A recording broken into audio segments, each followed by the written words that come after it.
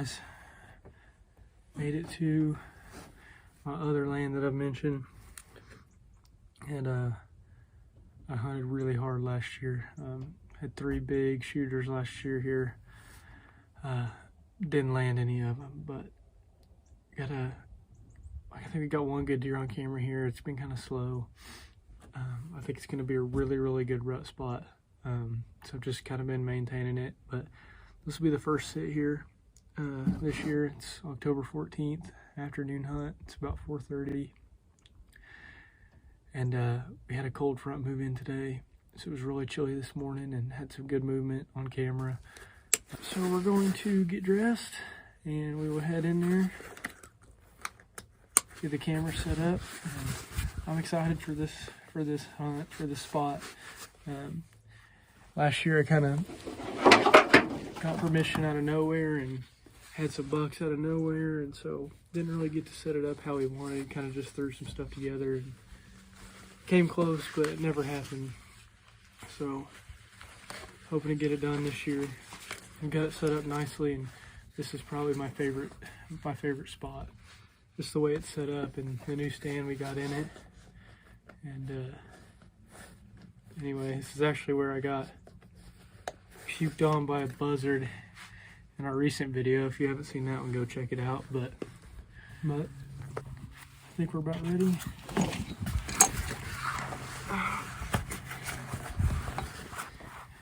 Gonna hike in here, get set up, and check in with you guys then. It's October 17th. It's the afternoon of October 19th. October 31st. Alright guys, I made it in. It's November 1st.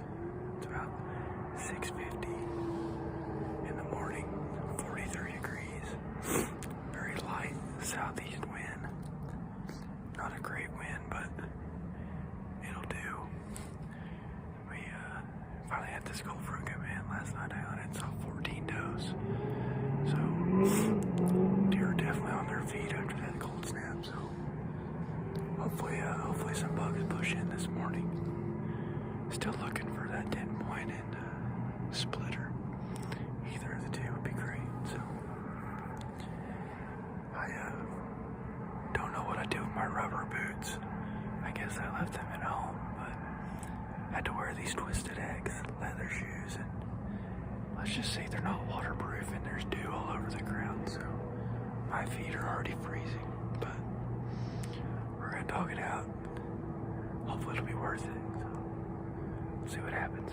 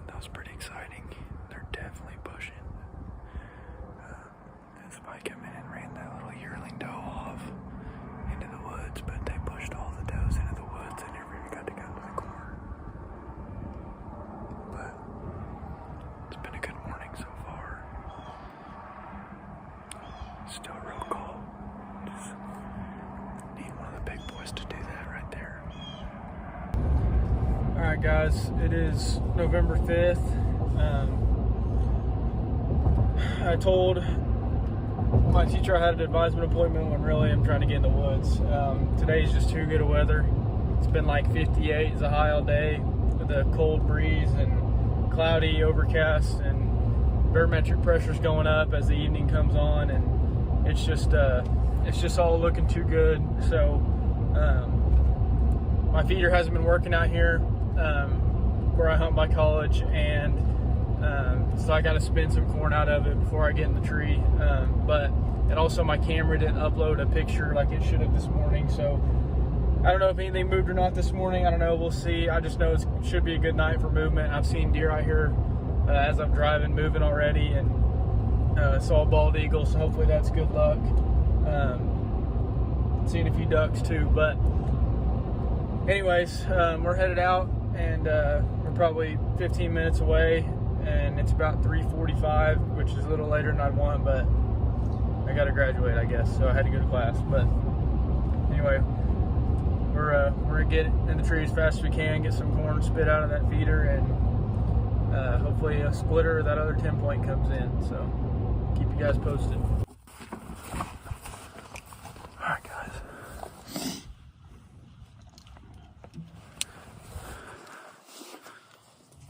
Like I said, getting in a little later than we want, but it wasn't my choice.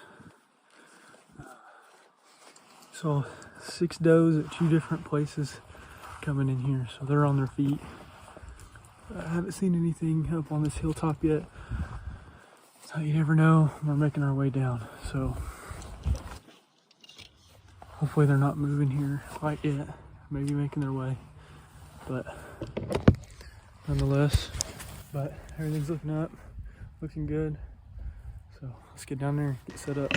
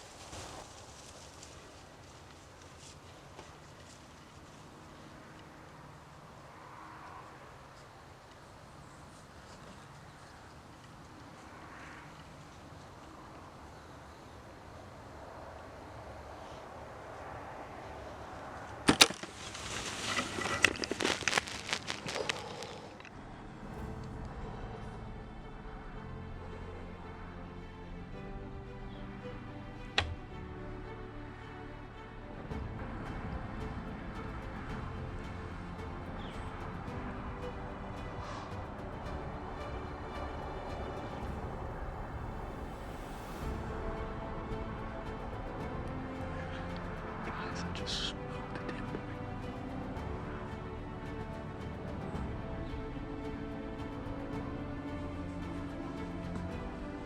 I couldn't get him on the big camera because he turned, but I couldn't pass up the shot I had.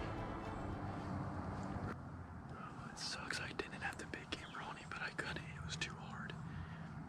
I drew because he was going to turn and come back out behind this doe. I had him broadside at 33 out there, but he came back in.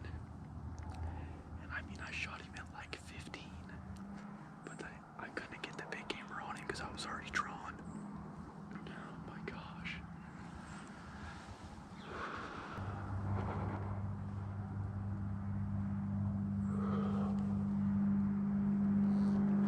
He snuck in from behind me. And I could have shot him at 20 yards, but there was a limb in my way, but I wasn't even ready because I had 2 deer on me. And the leaves are wet, so I couldn't hear him, but he was broad daylight. I still got 2 deer in the field. Oh, guys. I hate that it's probably not on big camera, but the only way I can explain it is you can't pass up the shot I had at 13 yards. And I know that video would have been awesome and good for the channel, but that's the biggest buck I've ever had the opportunity to shoot, and there's no way I was going to pass him to put a camera on him. It's really hard to solo video hunt, but I couldn't be happier, guys. I hope I put a good shot on him, and I hope he's down by now. I might get down here in a few minutes just to check the area where I shot him and maybe where he went in, and that's it. I'll get back up in the tree, but I don't know. I'll keep you guys posted.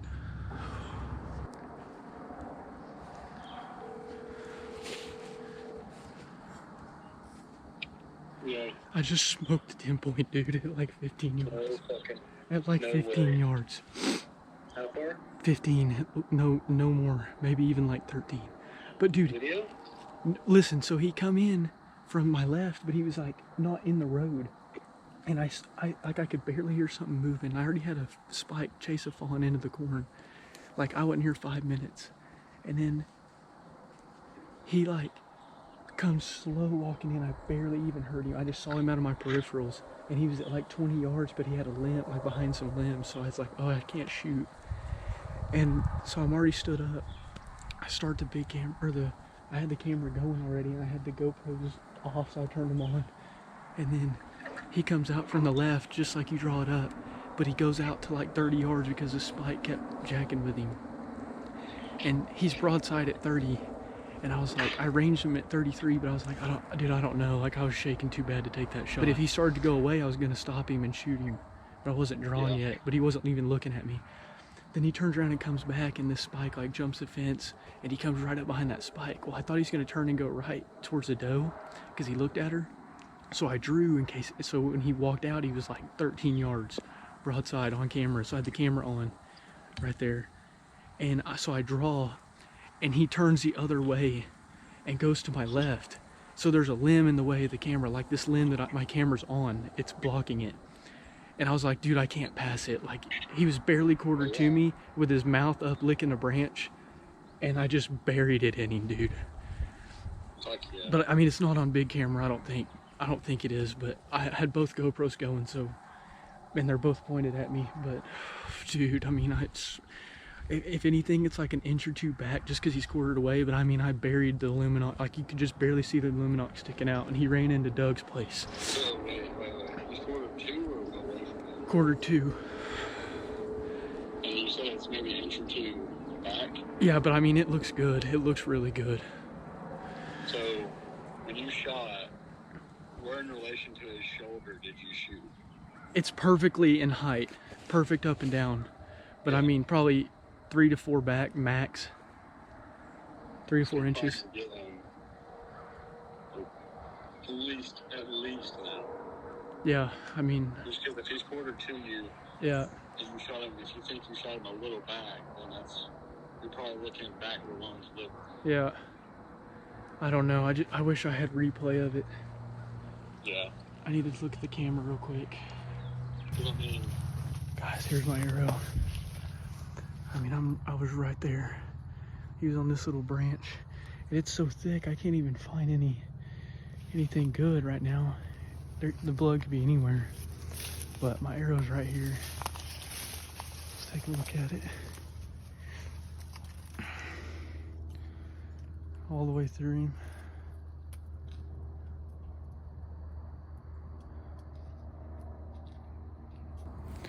But that's about all I'm gonna do right now.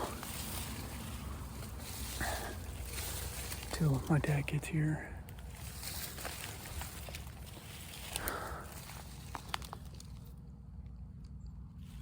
Alright guys, I've still got deer way out in the field a few hundred yards away. But as you can see, I got down, found the arrow. He probably jumped a couple times, it fell out, so clean passed through. And I'm shooting so fast, so close that there's not great blood on the arrow. There's not great blood on the arrow, but still, guys, I mean, it's that close to a shot. I mean, I'm obviously second guessing it, but I've talked to Brady on the phone and my dad, and you just got to trust that you've taken several hundred shots this year at that range, and, you know, trust your gear. I thought I saw a rack. But I think I'm gonna get down if this clears out, and I need to make sure my phone stays charged so I can video for you guys, and if not, I'll just use my GoPro, but I want to make sure my flashlights are charged because I've been in there last year tracking a bobcat and it's thick stuff. So my dad and his stepbrother on their way. I probably already said that, but I'll keep you guys posted. So fingers crossed.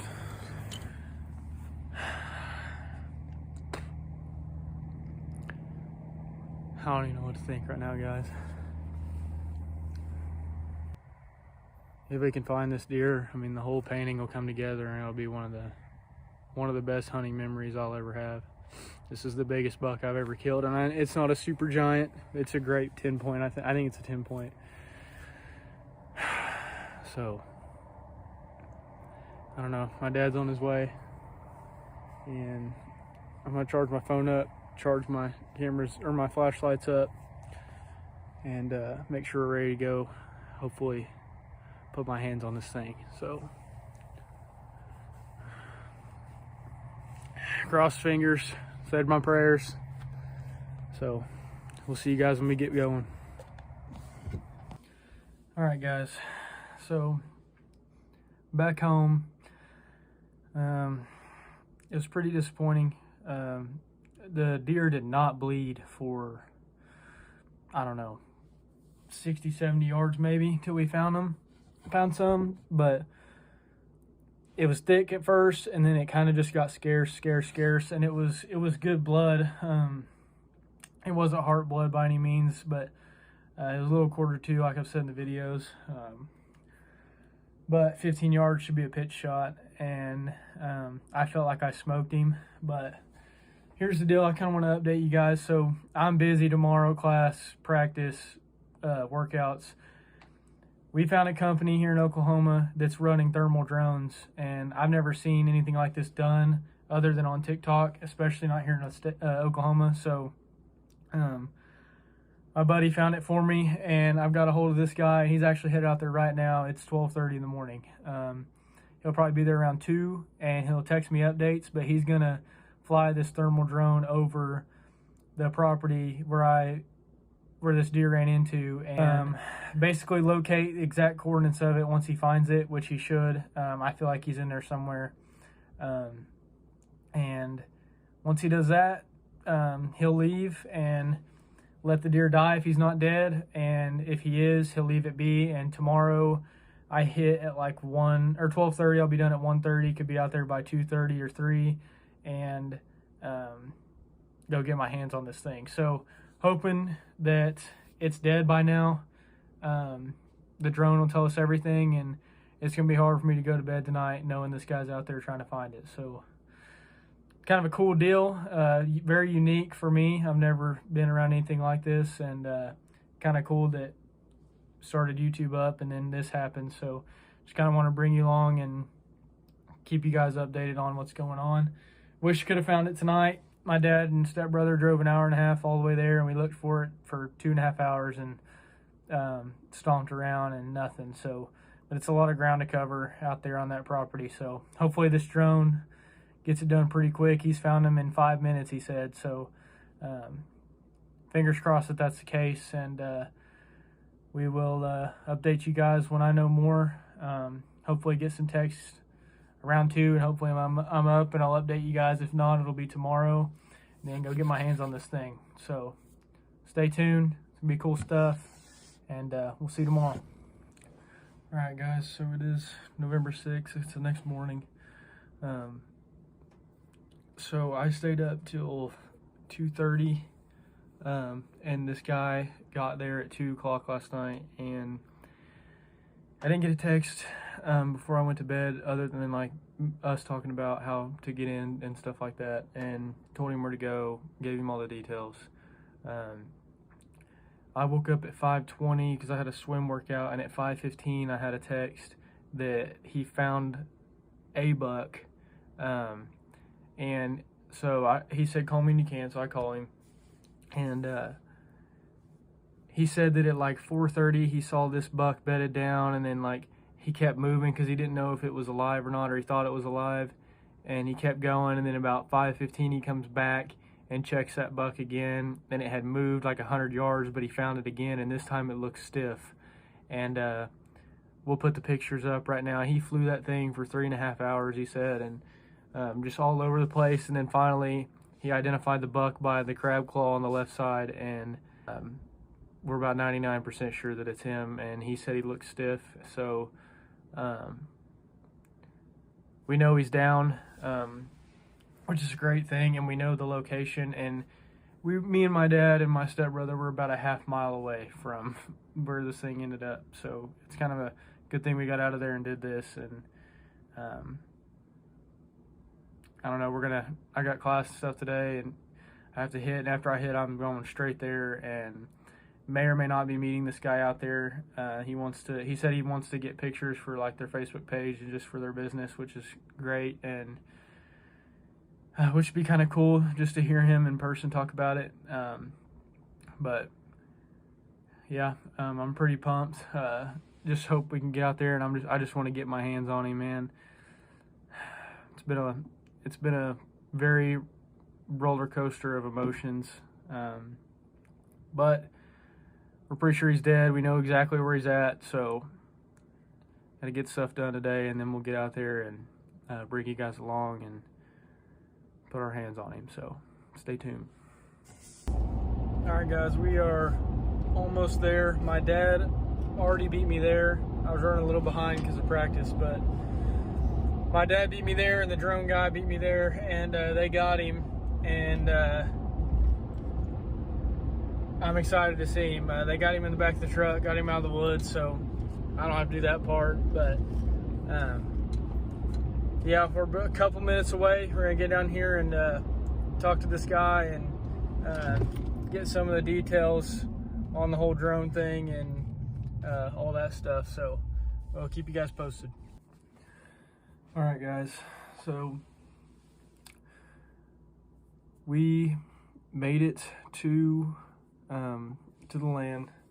I didn't get much, I didn't get anything on film really, just because of how everything happened when I got there. But Erik with the drone, him and my dad beat me out there after I got out of practice. I had an hour drive, so I flew over there, and that guy flew the drone for 3.5 hours, and I mean all over the place. We'll put the picture up. I mean, as you guys can see, the white lines are where he was flying it, and I mean, he covered every section of east of the creek and southeast of the creek that I told him to go, and eventually ran into this thing down where the blue diamond is, as you guys can see. But I mean, he covered a lot of ground, so props to him for putting in the work for that. I mean, it took a lot of time, and he drove a while, and I definitely would not have found this deer without him. He was located about 330 yards from my stand as the crow flies, and that's a long ways.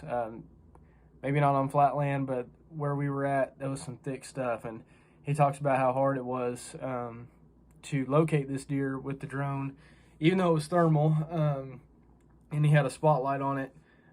Just the canopy that we were in and the briar patches and brush piles and all kinds of stuff like that, it made it hard for him, and respect to him for finding this thing. He did find it, and he took a couple screenshots from the drone, and he sent it to me throughout the day and was like, hey, is this the one? And I was like, yes, it's him. Like, I identified him by his crab claw on his left side, and once we identified it was him, and he said it looked stiff, I mean, I was so excited to get out there and get my hands on him. But long story short, my dad got there first, and he was trying to get there and get it before the coyotes got to it, which was a little too late. The butt of the deer had been eaten by coyotes a little bit, not a whole lot. They definitely made it to the guts, though, which is unfortunate. The meat had spoiled and everything. So, but when I got there, the deer was in the back of the truck, and man, I was pumped. It had been a long time coming, hunting a mature buck, and finally getting to see this one through, even though the up and downs of emotions that I went through with knowing I thought I put a good shot on it, to wondering, to not being able to find blood, to finding blood, and then can't find him, have to leave that night, and then just stumbling upon this whole drone thing. But anyways, guys, I'm super stoked about it. I still get chills talking about it.